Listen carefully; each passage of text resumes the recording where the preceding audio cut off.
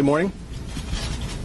We're here today to announce 3 separate cases highlighting the ongoing threat posed by Chinese economic espionage and research theft in the United States. First, the arrest today of a Harvard University professor for lying about his participation in a Chinese foreign recruitment program. Second, this morning we have unsealed a separate indictment of a Chinese national working as a scientific researcher at Boston University who failed to mention on her visa application that she is also a lieutenant with the People's Liberation Army. Finally, this office has indicted another Chinese national for trying to smuggle vials of biological material out of the United States to China and lying about it to federal investigators. That defendant, whose entry to the United States had been sponsored by Harvard University, was a cancer researcher at a lab at the Beth Israel Deaconess Medical Center. So, this morning, the FBI arrested Dr. Charles Lieber, the chair of the Department of Chemistry and Chemical Biology at Harvard University, for making false statements regarding his involvement in China's Thousand Talents Plan and his affiliation with the Wuhan University of Technology. The complaint alleges that Dr. Lieber signed a contract with the Chinese university in Wuhan and was paid up to $50,000 per month, plus up to $158,000 in living expenses, and awarded more than $1.5 million to set up a research lab at the Chinese school and work there on researching nanotechnology.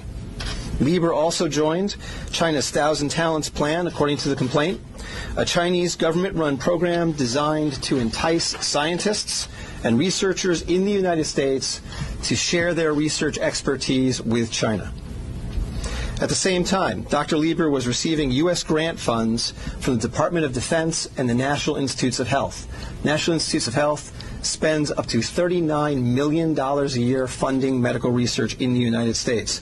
Those programs required Dr. Lieber to disclose if he was working with, including receiving funding from, any foreign power.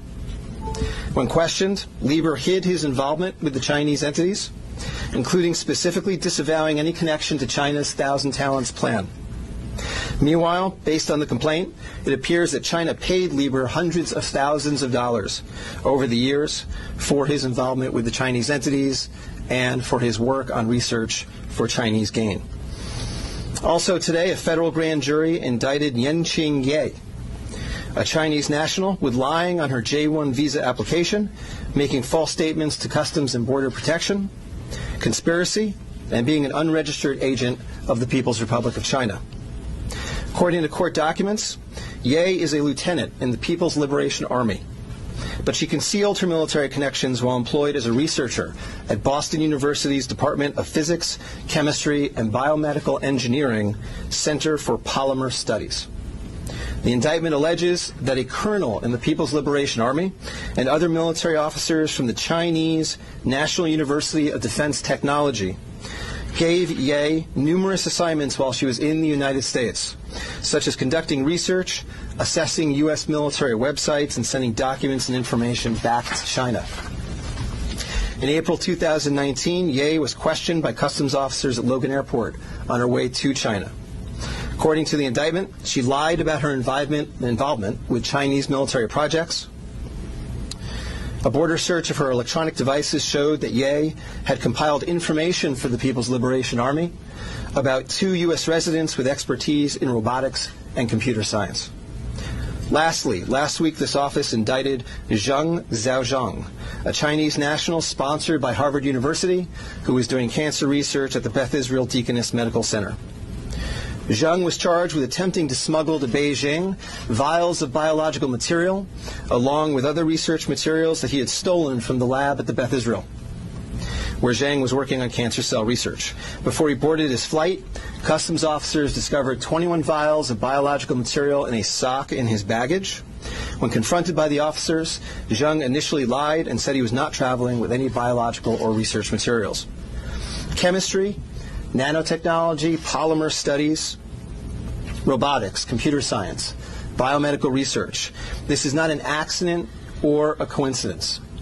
This is a small sample of China's ongoing campaign to siphon off American technology and know-how for Chinese gain. Recently, Attorney General Barr referred to China as this country's primary rival. Similarly, FBI Director Chris Wray recently told Congress that right now there is no country that poses a greater counterintelligence threat to the United States than China. Through the use of not only traditional intelligence officers, but academics, researchers, its own private citizens, China is engaged in a massive, long-term campaign to steal U.S. research and technology for its own uses. As demonstrated by these cases, on the academic side, the Chinese government uses partnerships and exchanges with U.S. schools and research institutions to access cutting-edge research and equipment. Obviously, most visiting Chinese academics and researchers are here to work in good faith in U.S. institutions, but some of them are not. Some number have been incentivized by the Chinese government, either through the use of money or other means, to gather U.S. research and smuggle it back to China.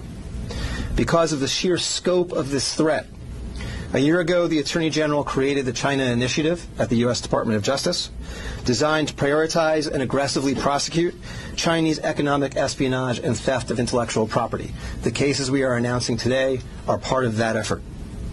Boston is an especially attractive target for this kind of exploitation, and universities and research institutions and tech companies in this area must become sensitized to this threat.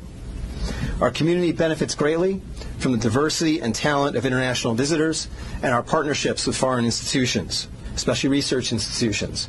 But Chinese economic espionage and theft is a real and daily occurrence that we must begin to confront. As the world struggles to contain the new virus, a new speculation from the Chinese scientists who believe it may have originated at a research facility not far from the Wuhan fish market. While they say more research needs to be done to find solid proof, such labs are known to contain disease-ridden animals, including hundreds of bats. Our Kim Hyo-sun with the details. Amid the continued spread of the COVID-19 virus, there's rising speculation the virus could have originated from a government laboratory in Wuhan, rather than the widely held belief that it emerged from the city's Huanan seafood markets. Citing a report published by Chinese scientists, a Chinese-language newspaper published in Hong Kong, Mingpao, and the British daily The Mirror explained Sunday that the Wuhan Center for Disease Control, or WHCDC, could have spawned the contagion in Hubei province. According to the report penned by Bo Tao Xiao and Lei Xiao of the South China University of Technology, the research lab, which is only 280 meters away from the Huanan seafood market, kept disease-ridden animals, including more than 600 bats. It stated that while it's plausible the virus was leaked from the lab and contaminated initial patients in this epidemic, more solid evidence is required through future study. The report also raised a possibility that the Wuhan Institute of Virology could have leaked the virus while it was carrying out tests involving Chinese horseshoe bats. Against such a backdrop, an article published by the Washington Times late last month is garnering attention as it raised the possibility that the disastrous outbreak could be the accidental result of biological weapons research. This comes as a renowned law professor at Tsinghua University in Beijing, Xu Jianren, is known to be missing after publicly condemning Chinese President Xi Jinping for failing to contain the spread of the virus at an early stage. He even added the condemnation could be the last message of his life.